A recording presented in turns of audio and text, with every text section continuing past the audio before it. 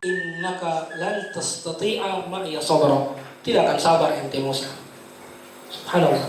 Sekarang posisinya berbalik ya. Khidir yang posisinya sebagai guru sekarang dia katakan ente Musa tidak akan sabar.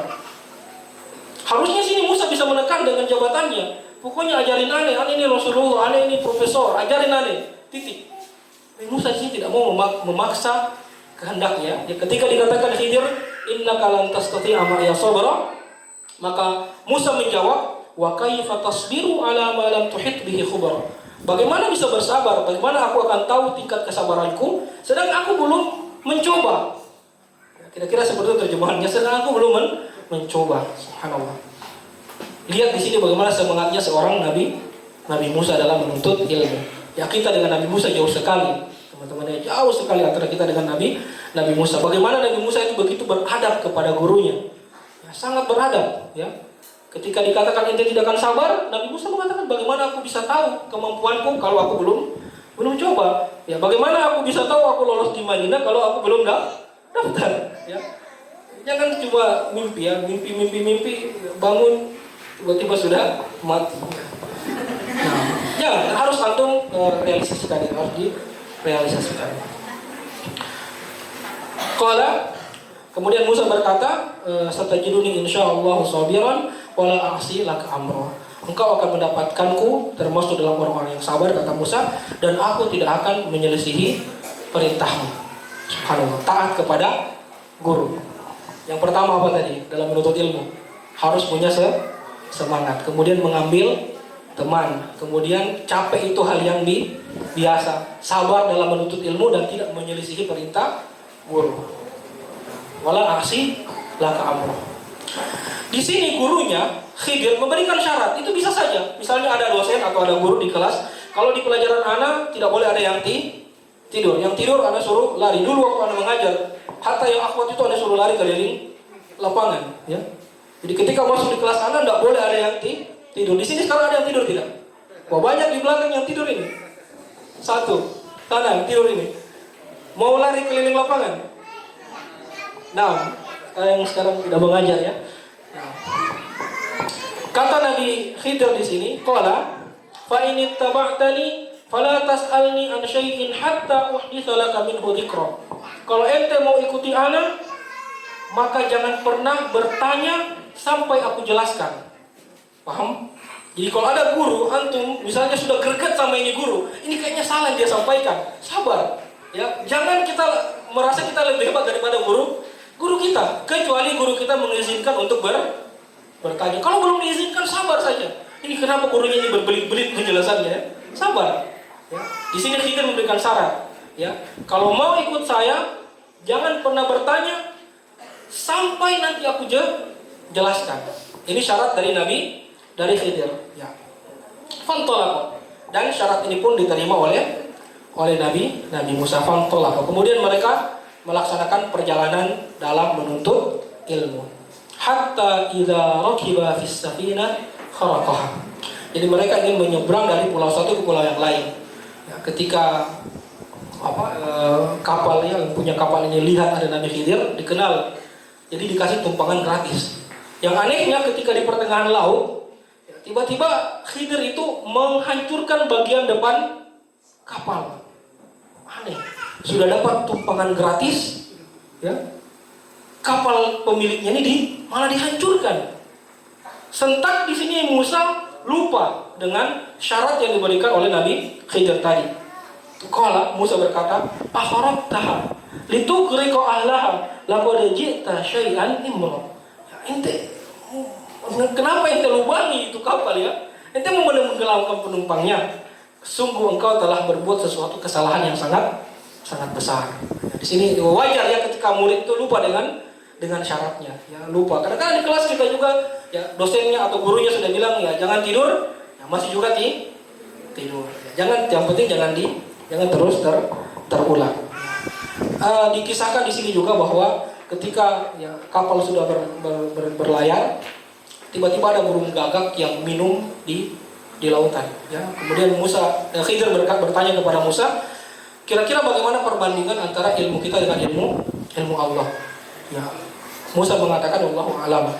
Nah, di sini dikatakan wallahu a'lam. Akhirnya Khidir mengatakan permisalannya seperti air yang diminum oleh tetesan air yang diminum oleh burung tadi.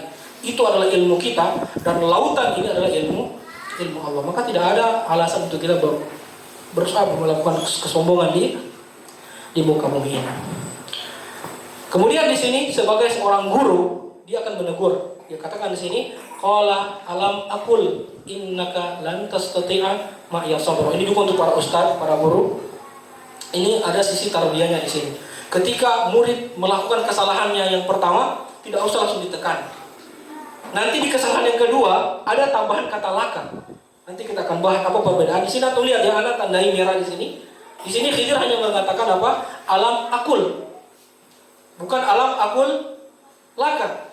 Itu beda dalam bahasa Arab ya. Orang Arab kalau marah itu akul lak, kalau itu dia marah. Tapi kalau dia bilang akul ya, biasa. Alam akul innaka lan tastati'a ma'iya sabra. Faedah tarbiyah ini kita bisa ambil bahwa ketika murid kita melakukan kesalahannya yang pertama yang belum terlalu berbahaya, maka jangan langsung kita tekan dia. Itu berpengaruh nanti pada psikis para tulab. Di sini Khidir menegur dengan santai ya. Alam aqul innaka lan tastati'a ma'iya sabra. Bukankah aku katakan engkau tidak akan sabar? Qala, kemudian Musa berkata, la tu'akhidni bima nasit. Jadi yang pertama ini Musa lupa dengan syaratnya. Ya, jangan engkau hukum aku karena aku lupa. Wala turhiqni min amri usra. Dan janganlah engkau membebaniku dengan sesuatu kesulitan dalam urusanku menuntut ilmu. Harusnya di sini Musa, kalau Musa mau, Musa akan menggunakan jabatannya sebagai nabi ya dan rasul. Ente cuma nabi ya, bintang satu balak ya. Ini 4 bintang ini ya. Ngapain marah-marah Anda? Itu yang ente salah. Tapi sini Musa posisinya sebagai penuntut ilmu. Dia katakan ya jangan hukum karena aku lupa ya, dan jangan persulit urusanku. Fantolak. Kemudian kapal pun sampai di pulau yang dituju. Kemudian mereka melanjutkan perjalanan. Hatta idza laqiya gulaman faqatah. Ada anak-anak kecil seumuran Afif lagi bermain. Tiba-tiba anak yang paling ganteng di situ diambil kepalanya sama Khidir, dipatahkan. Di riwayat itu dipatahkan, Ustaz. Saya kaget juga. Diambil sama Khidir kemudian dipatahkan. Siapa yang tidak marah lihat kejadian ini ya? Di sini Musa tidak lupa, dia ingat ya. Dia langsung katakan apa? Qala, Musa berkata, aqtalta nafsan zakiyatan bighairi nafs. Inti bunuh anak yang tidak berdosa. Laqad ji'ta syai'an nukro. Nukro dengan imro. Imro itu masih agak di bawah. Nukro itu lebih tinggi, lebih mungkar. Ya. Inti telah datang dengan sesuatu yang mungkar. Oh, di sini Musa emosi. Ya. Dia langsung mengingkari kemungkaran yang dilakukan oleh Khidir. Antum lihat yang kedua di sini, Khidir pun mengangkat nadanya di sini. Qala alam akul lak. Ini boleh dalam tarbiyah. Kalau ini muridnya sudah agak membangkang terus, ya kita sebagai guru juga bisa sedikit mengangkat nada. Jangan dia sudah membangkang 10 kali terus kita masih punten ya. Angkat sedikit nadanya antum ya. Ini di sini Khidir mengangkat sedikit nadanya. Alam aqul lak innaka lan tastati'a ma'iya sabr. Ente tidak akan sabar Musa. Subhanallah ya. Akhirnya di sini sebagai seorang murid, Musa malu ya di sini. Musa berkata, qala in sa'altuka an syai'in ba'daha fala tusahibni. Kalau aku bertanya lagi atau aku protes lagi setelah ini, maka ya sudah aku akan berpisah. Ya, tidak akan lagi menuntut ilmu. Qad balagta min ladunni udhra. Ya, aku sudah mencapai uzurku. Ya, beda dengan generasi sekarang ya. Ya, baru dicubit sedikit sama gurunya, langsung lapor kepada polisi. Ini mental kerupuk ya. Iya. Ini mental ini harus dijaga ya. Aneh harap semoga di uswah ini ya tidak ada yang pelaporan seperti itu. Antum kalau menuntut ilmu harus sabar, harus kuat ya. Seperti kuatnya Nabi Musa. Di sini Nabi Musa melepaskan itu. Mau bapaknya antum siapa, bapaknya antum jenderal polisi atau presiden pun, ketika antum datang ke uswah, status antum sama dengan siswa yang lain. Tetap antum harus menghargai guru-guru antum. Fantolak ya. Kemudian mereka melanjutkan perjalanan.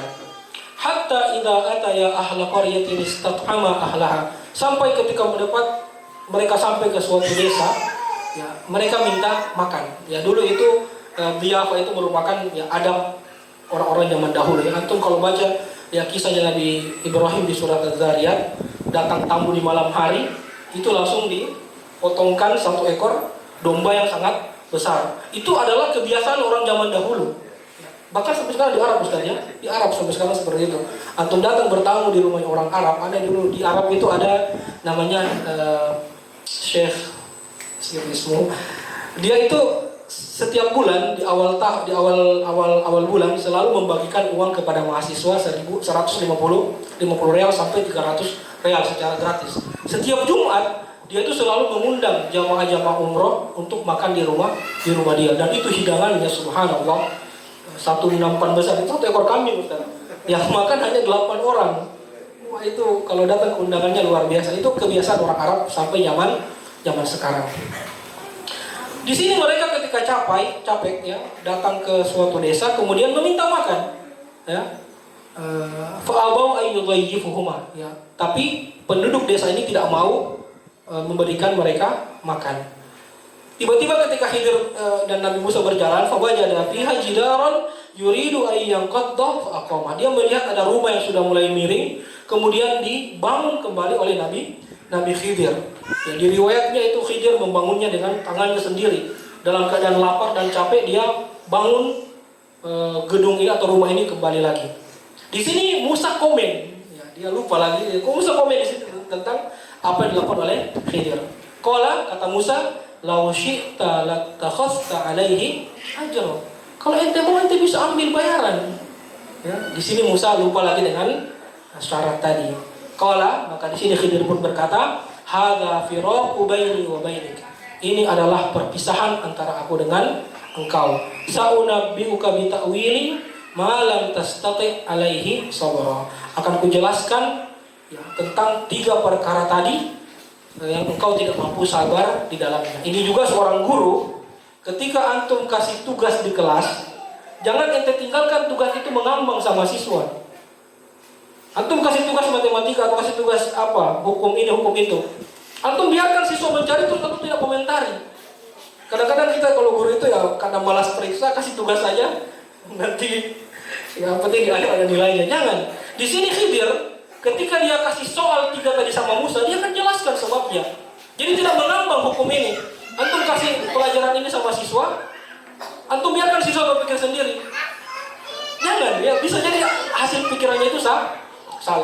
Di sini Khidir berkata, dia akan jelaskan apa sebab 3 perkara tadi.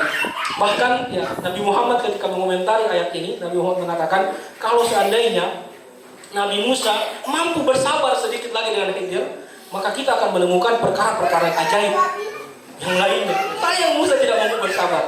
Ya, sampai Nabi Muhammad pun ya dia greget di sini. Harusnya sabar sedikit biar kita bisa melihat apa lagi akan terjadi setelah kisah ini. Di sini Khidir menjelaskan yang pertama, ammas safinah. Adapun ya kisah perahu yang tadi.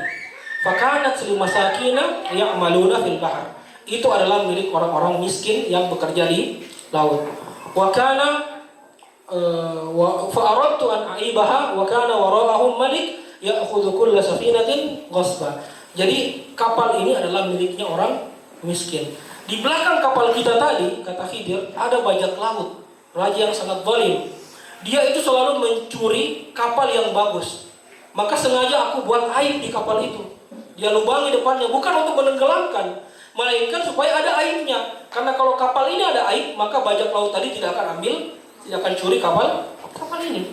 Itu alasan yang pertama. Jadi Khidir tidak berniat untuk menenggelamkan, melainkan dia berniat untuk membuat aib di situ. Aradtu an aibah, aku berkeinginan untuk membuat aibnya. Wa ammal gulam, adapun anak yang tadi aku patahkan lehernya, dia katakan fakana abawahu mu'minaini fakhashina ay yurhiqahuma tughyanan wa kufra. Sesungguhnya kedua orang tuanya adalah orang yang beriman.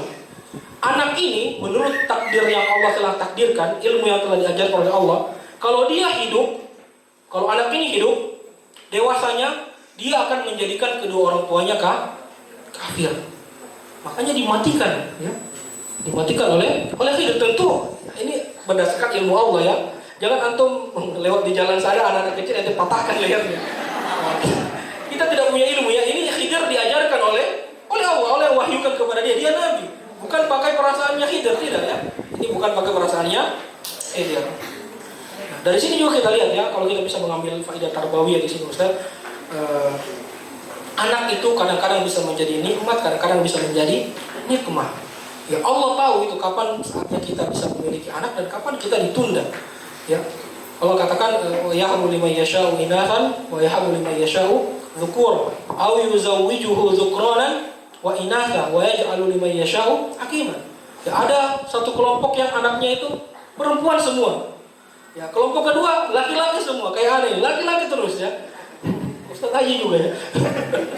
Ada yang perempuan semua. Ya, ada kata Allah wa yuzawwijuhu dzukranan wa inatha. Ada Allah gabungkan ya, satu pasang, ada laki-laki perempuan, laki-laki perempuan. Ada juga Allah tunda untuk tidak memiliki keturunan karena kita harus selalu ya, berserah diri kepada Allah Subhanahu wa taala yang menganggap bahwasanya ya takdir Allah itu selalu yang terbaik.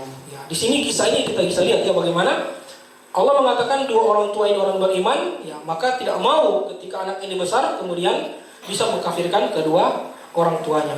Anak itu sangat berpengaruh. Nah, antum ya anak-anak SMA, SMP, ya kalau ada masalah sedikit jangan langsung curhat sama orang tua.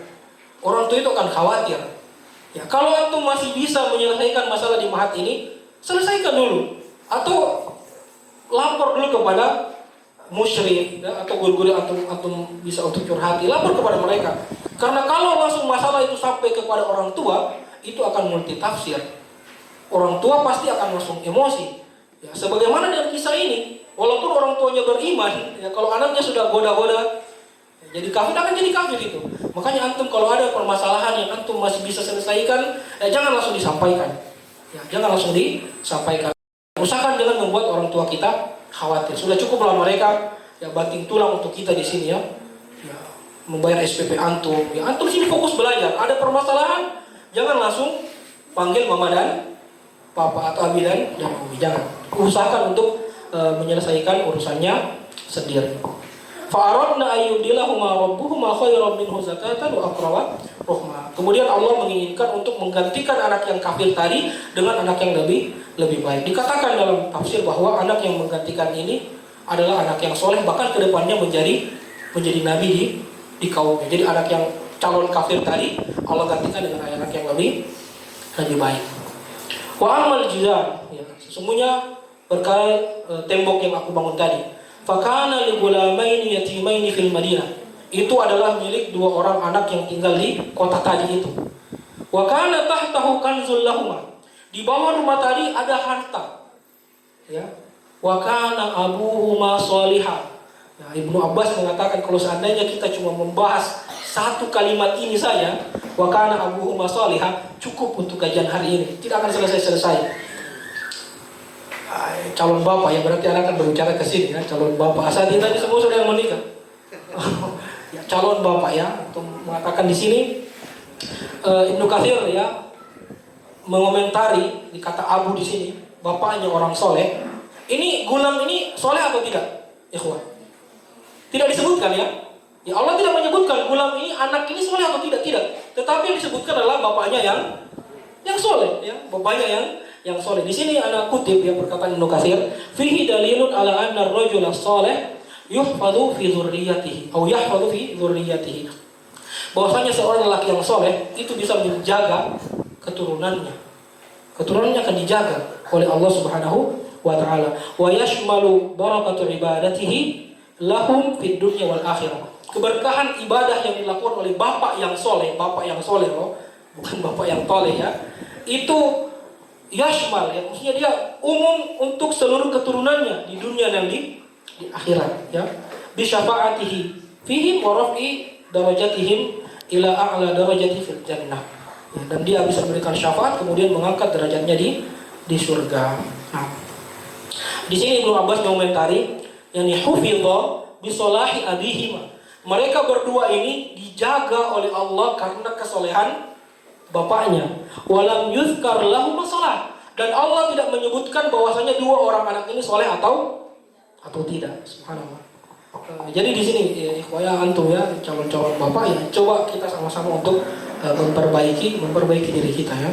Bagaimana kita menghadapkan generasi yang bagus itu tergantung dari bapak.